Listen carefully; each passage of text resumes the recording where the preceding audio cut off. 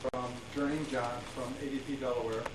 And I'm going to give some opening comments, just some brief comments. Then each one of the panelists will introduce themselves, where they come from, basically why they're here. And then we'll give them their time individually to share about their programs. And we have programs from the East Coast to the West Coast. Reentry is becoming a buzzword within corrections. And even though the Second Chance Act was passed, it will be at least a year before any money gets seen from that. And you never know what Congress will do with that. So, but a lot of departments of corrections are talking about reentry. We have been talking about it for a number of years, and the importance of it. In fact, the Committee of Committees is going to propose setting up a reentry committee on an equal footing with finance, with communications, with education, etc. So that it's going to become a significant part of our effort in AVP. And if you would like to be on that committee, please let us know. So far, Ray Rios, Deb Bromley, and myself are on that committee. And Susan is somewhere in the decision-making process for herself, whether she wants to be on it. But we would like to have, okay, Dick says, it sounds like you raise your finger, you want it. Okay, just come up with me.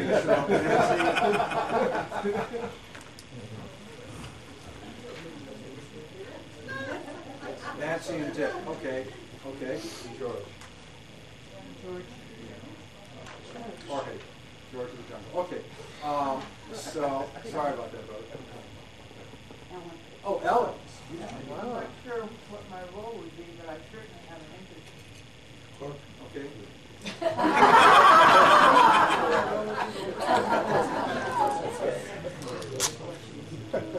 Well, that's great. That's great. So what I will do is let the other panelists introduce themselves, and then Keith and John are going to start off, and we'll just go simply down the road. Good afternoon. Can everyone hear me? Yes, sir. My name is Keith Brooks, and I'm with the Freedom Project out of Seattle, Washington, the Central District. As we all know, it's a re-entry panel, so I'm an ex-felon on supervision. In 1990, I was sentenced to 20 years in prison for kidnapping and robbery in Seattle, Washington, King County. I served 17 years, 3 months, and I was just currently released in December 13th. And this work that I do here now, I was introduced to Freedom Project while inside the facility and numerous of other organizations. Actually, AVP came across AVP inside the facility. I'm just here today to share with you guys about reentry work in Freedom Project and what we're doing in the community. I hope to learn more from you guys. AVP.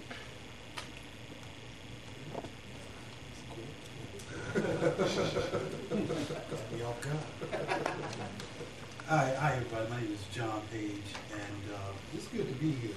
I'm sitting here thinking, I'm sitting here tripping. So, because it's like we just came in, so we hadn't had an opportunity to really get to know some of these folks, and so it makes it kind of hard. So I feel like I need to apologize, kind of, for that, right? For just coming in and not really trying to connect and figure out what this is all about, so I can have inform what I talk about and how I come and sit with y'all today. But I met Keith inside, and I represent a bunch of organizations, right? And I work for an organization, and then I work for another organization, and so all of it, not all of it, a lot of it has to do with not only reentry, but just strengthening communities, right? And in my community, the black community, because of disproportionality and districts and all this stuff when I'm criminal justice, we're impacted more by criminal justice in prison. So I do a lot of work around criminal justice. I do a lot of work with the guys at Monroe Correctional Complex, the Black Prisoners Caucus. I was a member, and I was like his secretary when he was the president, and I still do. I'm still connected with the work that the BPC is doing. And sitting up on this panel, I just think, none of this stuff is really happening in a vacuum. And it's just, I wish we had some DOC folk up in here, right? They don't like to take part in that stuff, right? And it's interesting. And I just wish, because we have to, Harold Clark talked about changing the culture, Darrell Clark was the former secretary. He talked about changing the culture, and ironically, he got let go shortly after a couple years after he took position. But I don't know if it was related to that. But yeah, like he said, I'm looking forward to like having this discussion with y'all. Justin Holmes, Jovial Justin from, we'll just say Boston, Massachusetts. And I'm here. I just served 18 years, 2 months and 11 days on a life sentence. I'm on life parole. I was actually released 6 months ago today. So today's my 6th month. I was introduced to AVP while in prison. I was went through the stages, a facilitator, coordinator. And when I was released, there was outside volunteers who kept in touch with me and asked me to come out here and be part of this panel. And I want to give back what was freely given to me. Ironically, Massachusetts now has Harold Clark that he just mentioned, and there's a sense of possibility of prison reform, which I'm not in the prison anymore, but it's something that I still support even though I'm on the outside, and that's why I'm here. My name is Rios. I've been involved with AVP for about 18 years now. And I was first introduced to it when I was incarcerated at Sing Sing Correctional Facility many years ago. Unlike a lot of people here, I've been home 8 years, which is really wonderful, going on 9, and I'd like to keep it that way. But my journey basically started with AVP family, and I'm always thankful for people like Marge. I remember in my first few weeks, she called up and said, that she was dropping off a friend at the airport by me, and let's go to lunch, and she wanted to check in and make sure everything was okay in my life, and I'll never forget that. And with that type of commitment in my life, there are a lot of other people that I do the same for when they come home. One of the things that in New York, which was very instrumental, is a program called Landing Strip, and basically it's a support group that started by mostly ex-offenders who help each other. We meet twice a month, and I'll bring literature. I left that in my room for that. And we meet on the first Tuesday and the third Wednesday of each month, and they've been meeting for over 13 years now. Recently, New York also started, AVP started a prototype program called Flight Path to Freedom, and it's the attempt of New York to actually start offering some more direct services, because Landing Strip just offers support. We don't offer jobs, we don't offer anything but transportation, a hot meal, and someone to talk to. Flight Path to Freedom actually offers a person who can get you a bed, can get you a job, can set you up with clothing, can get you ready for interviews. And the project, our first quarter numbers were actually very excellent and exceeded all of our expectations, and we're really happy to fund it.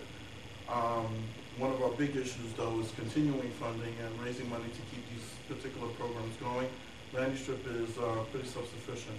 I also sit for the last 2 years on the American Friends Service Committee, on the Criminal Justice Committee, and I find that work very fruitful and trying to make change on a larger level, and also been the chair of the conference committee for the past year and co-chair for the last 4 years. Hi, I'm Bowman Bob. I'm from New Hampshire. Originally, I lived in Mass, specifically Brockton. Okay. But anyhow, right now I live in New Hampshire, and we have a house, me and my wife, and we take guys out of the system, treatment center, and specifically, I did 27 years for rape and armed robbery in Mass, and as well as in New Hampshire, sex offenders like Rios. Nobody wants to in the neighborhood. We actually had a guy win the lottery out there. He won $10 million, and he was an ex-offender. They tried to take it from him just because he was an offender.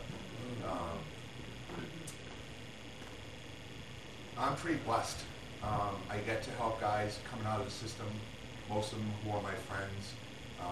Some of them are like brothers. I started AVP when I was inside, and my 3 beginning trainers are actually here, Richard, Susan, and Darrell, and they've become like family, and I love them to pieces.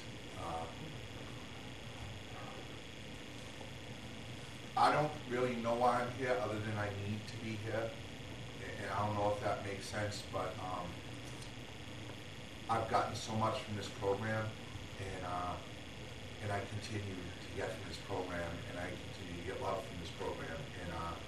And I've met so many great people, and I just want to start doing workshops. And I'd love to go back into the system, but in Mass they frown on it, as does New Hampshire and probably every other state in the union.